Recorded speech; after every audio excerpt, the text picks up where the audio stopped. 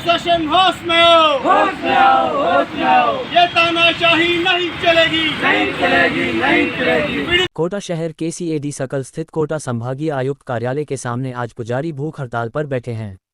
राजस्थान पुजारी सेवक महासंघ के बैनर तले पुजारी अपनी मांगों को लेकर भूख हड़ताल पर बैठ गए। पुजारी और पीड़ित लोगों ने बताया कि दबंग व भूमाफिया द्वारा पुजारी के साथ मारपीट की गई थी, उनकी जमीन हड़प ली। इस मामले को लेकर पुजारी कई बार ज्ञापन दे चुके, हड़ताल कर चुके, लेकिन अभी तक पीड़ित लोगों को न्याय नहीं मिला है, न ही भूमाफिया पर कोई कार्रवाई की गई है। जी श्री राम। आज राजस्थान पुजारी सेवक महासंघ का हाड़ौती के समस्त ब्राह्मण अनिश्चितकालीन भूख हड़ताल पर हैं। इनकी मंदिर माफी की जो ज़मीन है, गांव के कुछ भू माफियाओं हैं, उन्हें ज़बरदस्ती कब्जे कर लिए हैं, जबकि पुजारी परिवार पीढ़ी दर पीढ़ी वहाँ पे सेवा कर रहे हैं।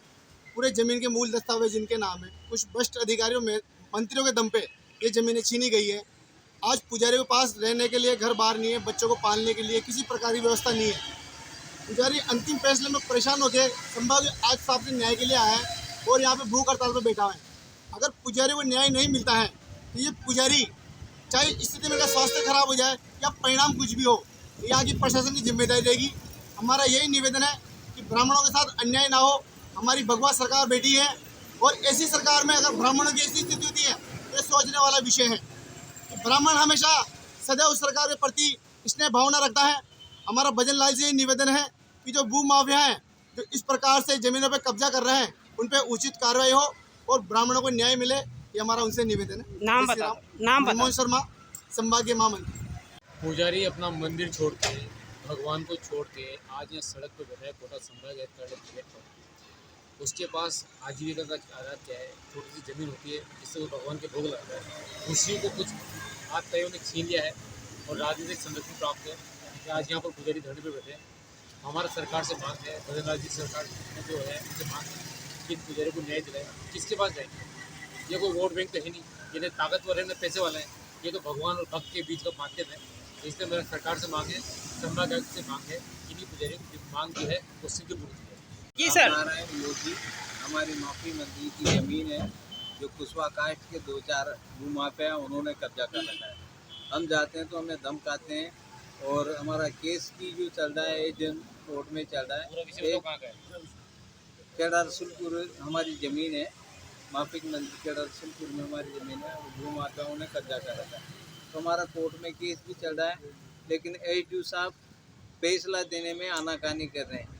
हमें पहले भी हमने यहाँ 3 बार धरने लगा दिए, चौथी बार अब आज हम भूख हड़ताल पर बैठे हैं और जब तक हमें न्याय नहीं मिलेगा हम यहाँ से नहीं उठेंगे, चाहे हमारे प्राणी क्यों ना चले जाए। नाम बता दो। राम नारायण योगी। हमें हमारी ज़मीन है, लोगों ने, वो भाभीओं ने हमारी ज़मीन ज़बरदस्ती छीन के रख दी और हम जब वहाँ ज़मीन पर गए तो हमारे साथ ही मारपीट की और महिला भी खुद इसके साथ भी वारदात की।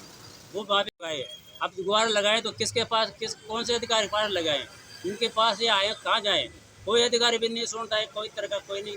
ये एक परिवार होता है गांव में और ये इनका परिवार होता है 100 आदमी बराबर है, तो जाएं तो कहाँ पर जाएं? फिर आपसे यही गुहार है कि जल्दी से जल्दी हमारा इंसाफ किया जाए। और क्या है? नाम बता दो। मेरा नाम है रमेश चंद्र बैरागी। राम चौकंदा तहसील मांगरोल जिला बारा के रहने वाले हैं। तो हमारे पक्ष में 2-4 फैसले कोर्ट से आए हुए हैं, परंतु हमारे यहाँ प्रशासन हमारा साथ नहीं देता, इसलिए हमारी ज़मीन 7-1.5 साल से ऐसे ही पड़ी हुई है।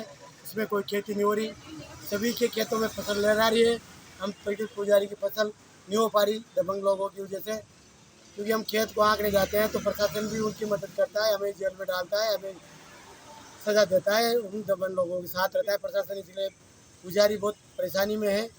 हम गुहार यही लगाने के लिए यहाँ बैठे हैं कि हमारी प्रशासन मदद करे और हमारी ज़मीन को हकवाए और जो दबंग लोग हैं उनको जेल में डालें ताकि पीड़ित पुजारी को तभी राहत मिले। नाम बता दो। रघुवीर गिरा।